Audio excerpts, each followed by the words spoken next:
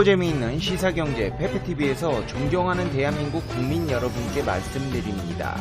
일본이 한국인들을 향해 막말을 퍼붓는 행위는 하루 이틀의 일이 아니지만 최근 들어 아베 신조 총리의 한국 때리기 정책에 따라 그 수위가 날이 갈수록 더해지고 있습니다. 그 망언들을 보고 있노라면 한국인으로서 화가 치밀어 오르는 감정을 금할 길이 없는데요.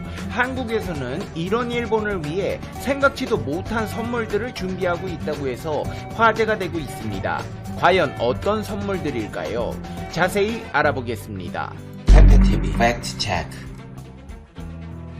최근 혐한과 관련한 일본 법원의 판결이 내려졌습니다. 한국인들을 혐오하는 내용의 글을 직원 교육용 자료로 나눠준 일본의 한 기업과 이에 반발한 제1교포 직원이 5년 동안 법정 공방을 벌여왔는데요. 1심에서 이 제1교포 직원이 일부 승소를 했다는 소식이 들려왔습니다. 논란이 된 회사는 일본 대형 부동산 기업 후지주택으로 이 기업은 수년간 한국인에 대한 혐오를 조장하는 글을 직원들에게 뿌려왔습니다. 직원들에게 배포한 문서에는 한국인을 야생동물에 비유하는 유튜브 댓글이나 한국의 거짓말은 세계에서도 유래를 찾을 수 없다는 포털 사이트 글, 제일 한국인은 세상을 떠나라, 위안부들은 통상 독실이 있는 대규모 2층 가옥에서 숙박하고 생활하면서 일을 했다, 그녀들의 생활 모습은 사치스럽다고도 할 수 있을 정도다, 종군 위안부는 터무니없는 거짓말이다, 한국인들은 역사를 날조해 우위에 서지 않으면 직성이 풀리지 않는 민족이다 등의 망언들이 여과 없이 실렸습니다. 한국인이 일하는 회사에서 이런 내용의 문서를 직원들에게 배포했다는 사실이 놀라운데요. 후지주택은 매출 1104억 4400만엔, 약 1조 2419억 원에 이르는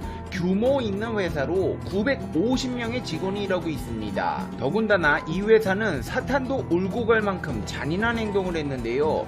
회사는 이따위 문서를 배포한 뒤 직원들이 한국은 역시 거짓말을 해도 책임지지 않는 만연한 민족성을 갖고 있다고 써낸 감상문을 모아 다시 배포하기도 한 것입니다. 또 식민지배와 아시아 침략 전쟁을 미화한 중학교 교과서를 지지하는 설문조사에 나서라고 직원들에게 강요하기도 한 것으로 알려졌습니다. 오사카 지방재판소는 지난 2일 혐한 문서를 지속적으로 배포한 후지주택과 이마이 미스오 회장에 대해 사회적으로 허용할 수 있는 한도를 넘었다며 110만엔 1228만원을 배상하라고 명령했습니다. 5년간의 법정 공방 끝에 소송을 낸 제1교포의 손을 일부 들어준 것입니다.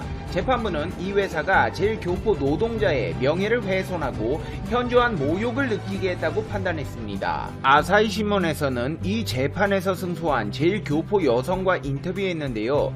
놀랍게도 피해자는 자신의 인권을 짓밟은 회사에 변함없이 출근하고 있습니다. 회사에 다니면서 회사를 상대로 싸워야 하는 매우 어려운 상황인 셈입니다.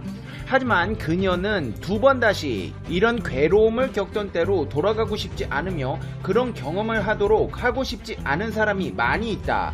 절대 그만둘 마음이 없다. 회장이 나서서 한국 혐오를 대놓고 부추기고 있는 만큼 동료들이 공개적으로 지지의 뜻을 표명하기는 어려운 상황이지만 응원의 뜻을 살짝 전하는 이들도 있다.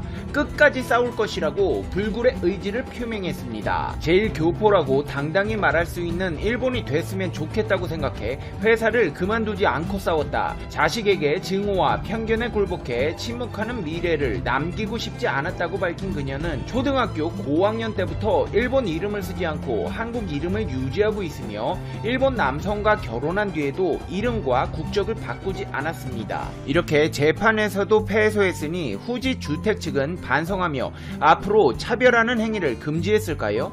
아닙니다. 회사 측은 피해자에 대한 사과나 재발 방지책을 내놓기는커녕 사상의 자유에 큰 제약이 가해질 것이라며 판결 결과에 대한 회사의 견해라는 자료를 냈습니다. 이 판결 때문에 앞으로 회사가 직원들에게 무엇을 배포하면 안 되는지 스스로 결정하지 못하게 될 것이라는 논리를 펴며 항소하겠다고 밝혀 논란이 되고 있는 것입니다. 게다가 1심 판결 이후에도 보란듯이 피해자를 고통스럽게 하는 문서 배포를 반복했으며 하며 언론의 자유를 지키기 위해 최후까지 재판에서 싸워 이기겠다는 뜻을 홈페이지에 표명했습니다. 이를 접한 네티즌들은 일본 회사 측의 대응이 어이가 없다는 반응인데요. 쟤네는 우리를 진짜 견제하나봐. 우리는 신경도 안 쓰는데 마치 대만이 우리에게 위기의식 느끼고 혐오할 때랑 똑같네.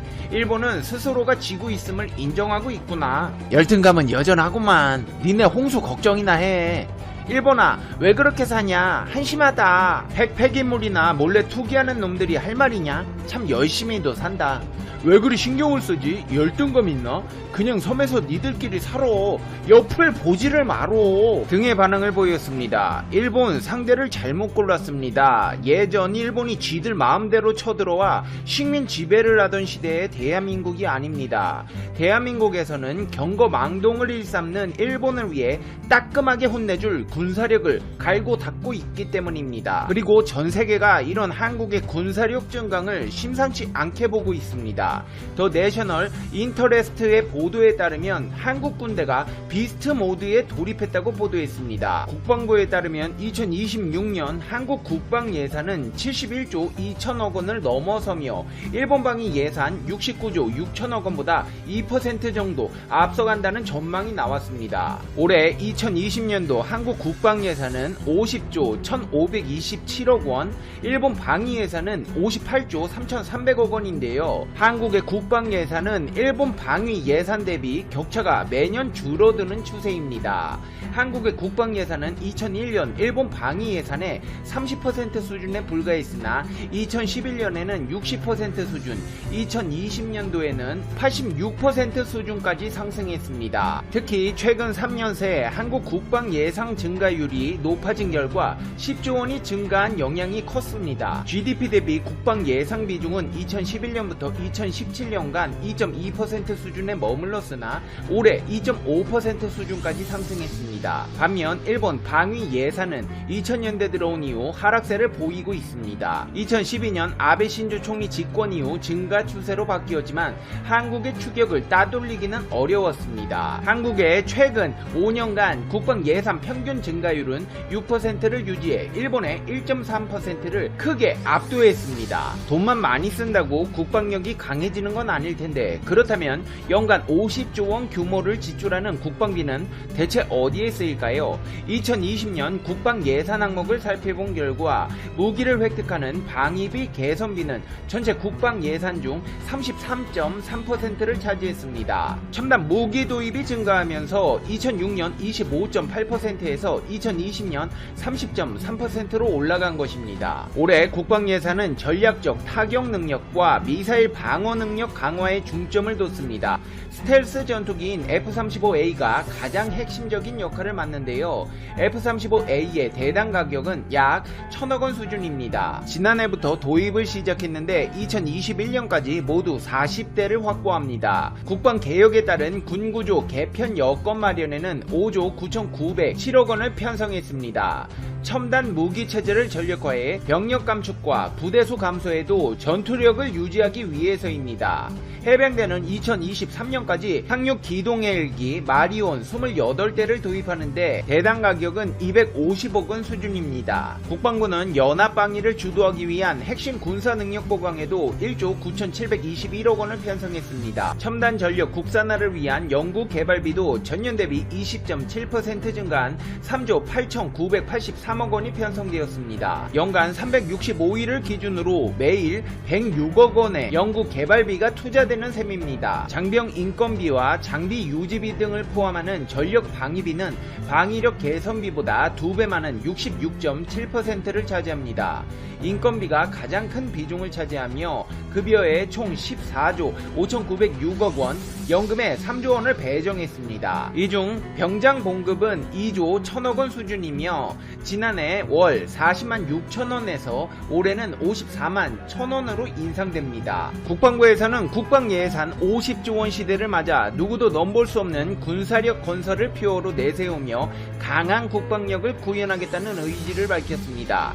강한 힘으로 외교적 상황을 뒷받침하고 조건에 기초한 전시 작전 통제권 전환에 맞춰 한국군의 독자적 작전 능력을 확보하기 위한 조치를 취하겠다는 것인데요. 국방부는 우리 군은 국방 예산이 한 푼도 낭비되지 않도록 국방 개혁과 우리 군 주도의 전작권 전환을 적극 추진해 누구도 넘볼 수 없는 대한민국을 만들어 나갈 것이라고 강조했습니다. 이렇게 국방비를 많이 쓴다는 것은 결국 국방력이 강해진다는 말인데요. 한국 정부는 중국과 일본을 견제할 전력이 필요하다고 판단했습니다.